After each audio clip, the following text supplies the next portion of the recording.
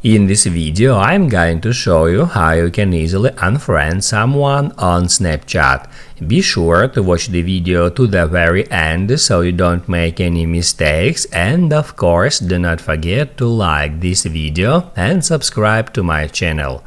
So let's begin, and first off, open up Snapchat app. Then go to your profile.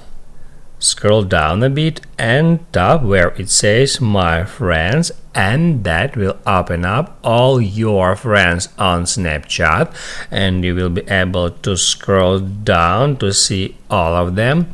And now all you have to do is just find a friend that you want to delete from your friends. You can use search, you can hit at that characters to move to a specific character, or you can just scroll down until you find one, and then just hold down at your friend's name, then select Manage Friendship, and then Remove Friend. It will ask you, are you sure you want to remove that user as a friend? Just tap at Remove. That's it. Now you can write down in the comments below if you have any questions about that tutorial. Hit the like button if you liked that video, and see you in the next one.